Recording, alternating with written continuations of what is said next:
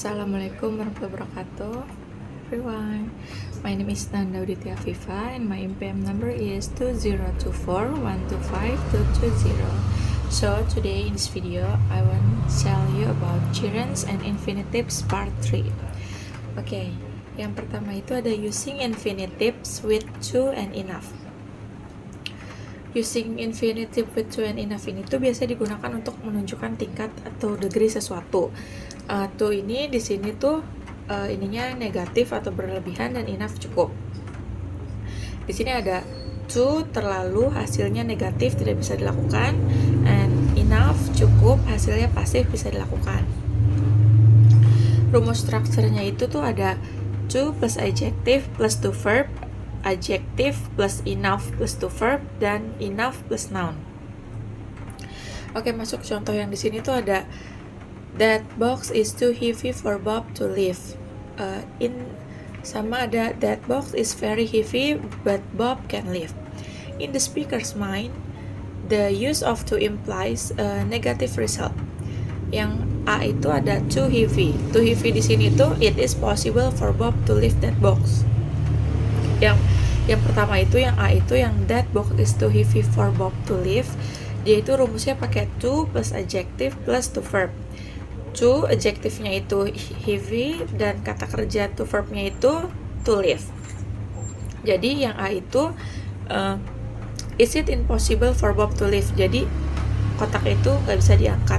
Ada kata to heavy-nya. Oke, selanjutnya ada yang B.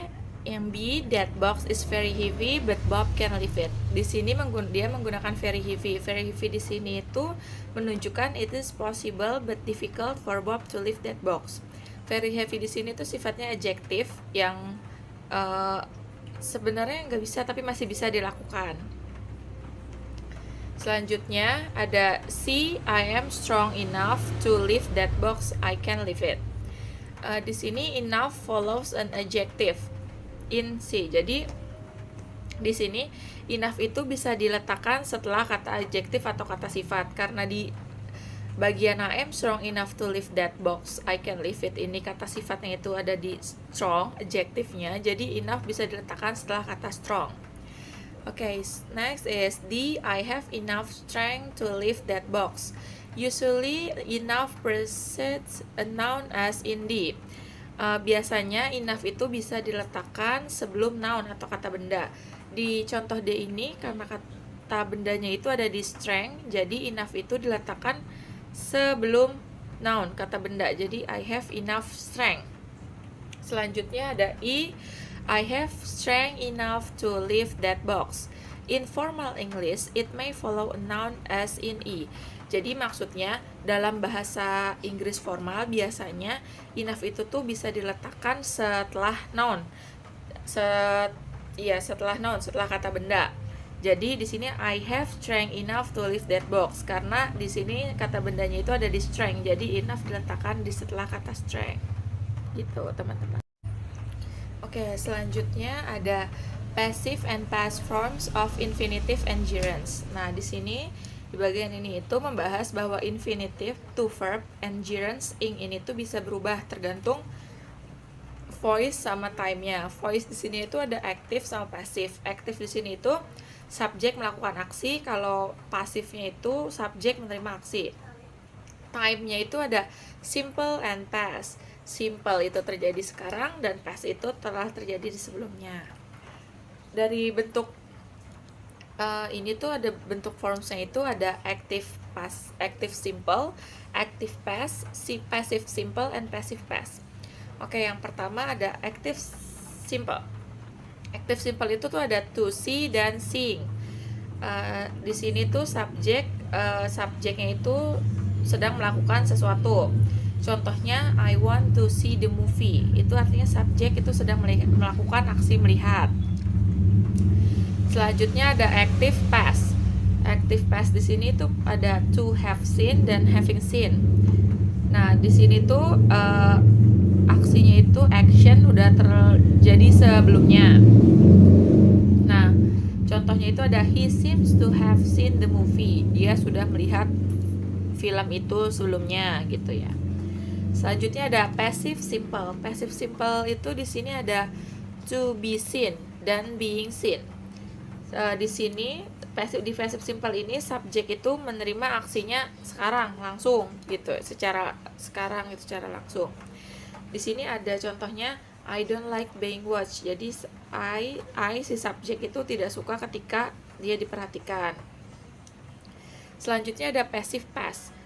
Passive past di sini tuh ada to have been seen dan having been seen. Nah, di passive past ini tuh aksi itu udah terjadi di masa lalu dan sifatnya pasif. Contohnya, he seemed to have been seen by the teacher. Dia sudah terlihat oleh guru itu sebelumnya. Jadi karena posisinya sudah terlihat, jadi sebelumnya, jadi dia sifatnya pasif. Contoh lainnya itu ada I don't enjoy being laughed at by other people. Being laughed at-nya itu di sini itu is gerund passive because the subject receive the action. Karena si subjek I itu menerima aksi. Selanjutnya ada it is easy to be fooled by his lie. To be fooled-nya di sini is a passive infinitive because the subject affected by the action. Itu teman-teman. Oke, selanjutnya ada using gerunds or passive infinitive following need. Using gerunds or passive infinitive following need is usually need is followed by an infinitive to verb.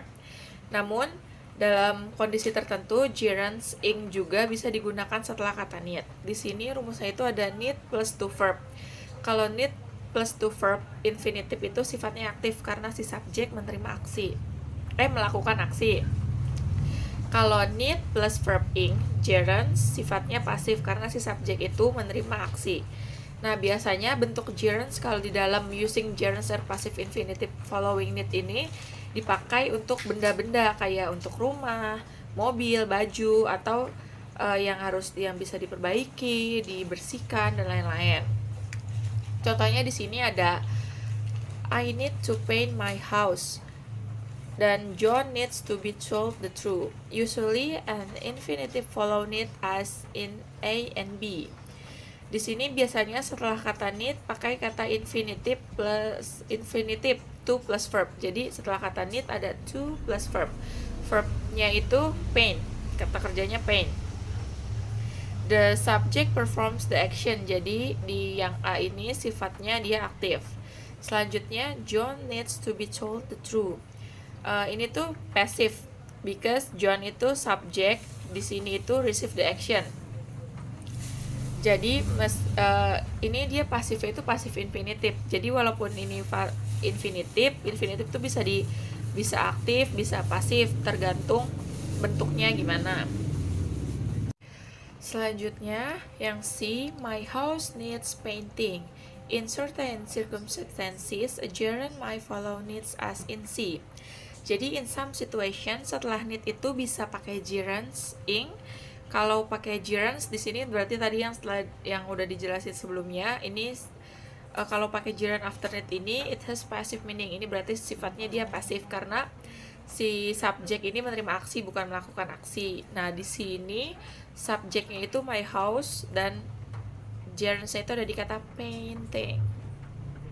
Selanjutnya di my house needs to be painted. In this case, the gerund carries a passive meaning. Usually the situation involve fixing or improving something.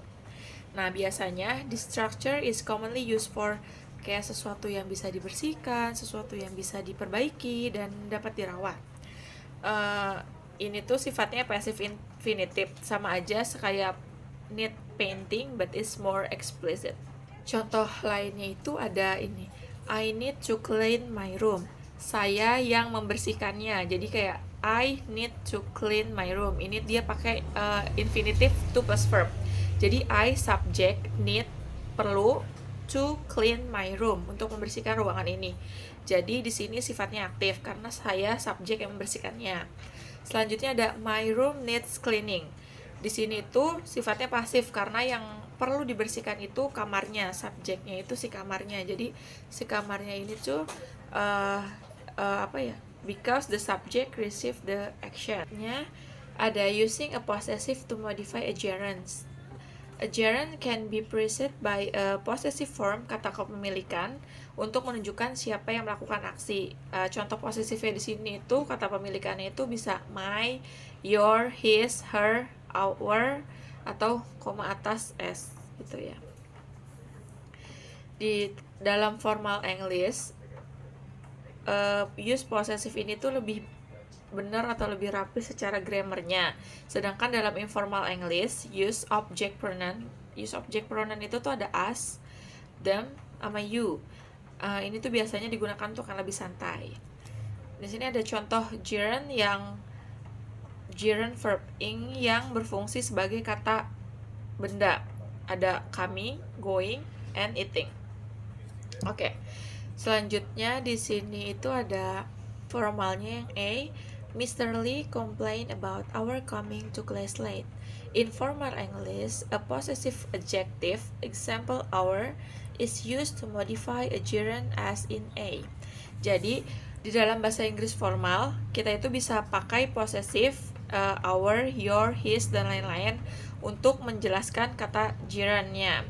Jadi, kalau di yang A ini kan, possessive-nya ini dia our, dan gerundnya ini di coming. Selanjutnya B. Informal. Mr. Lee complained about us coming to class late. In informal English, the object from a pronoun, example us, is frequently used as in be.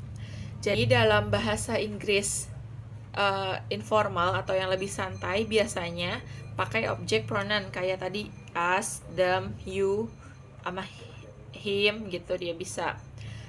Jadi di sini objek pronounnya itu dia pakai us dan gerundnya ini coming. Jadi kalau di informal itu boleh pakai objek pronoun. Selanjutnya C di formal ada Mr. Lee complained about Mary's coming to class late. In formal English, a possessive noun, example Mary's, is used to modify a gerund. Jadi di sini Mary's pakai koma atas s tanda kepemilikan. Jadi dalam bahasa Inggris formal, jika menulis nama orang yang sangat formal itu, yang sifatnya sangat resmi, biasanya menggunakan us, kata kepemilikan di belakangnya. Jadi di sini possessive noun-nya itu di kata Mary's dan gerundnya di coming. Selanjutnya, informal. Mr. Lee complained about Mary coming to class late. The possessive form is often not used in informal English as in D. Nah, di informal ini, Mary's, kata Mary tadi itu nggak pakai s, koma atas kepemilikan, jadi cuma Mary, gitu. Dalam bahasa Inggris santai, umumnya tuh nggak memakai possessive atau kata pemilikan us. Jadi lebih santai dan lebih umum dipakai. Ini yang biasanya lebih sering dipakai. Jadi, possessive ininya di possessive ini nggak ada, dia nggak pakai. Jadi kalau mau bahasanya lebih benar dan lebih formal, bisa pakai possessive our, his, dan Mary's, kata kepemilikan di belakangnya. Jadi kalau masih mau ngobrol santai, dia bisa pakai objek pronoun yang tadi tuh ada us, him, you, them, dan kata nama juga bisa tanpa kata kepemilikan di atasnya. Okay, thank you. This is all about my material. Thank you for listening me and see you in the next video. Wassalamualaikum warahmatullahi wabarakatuh. I just had to let you know you're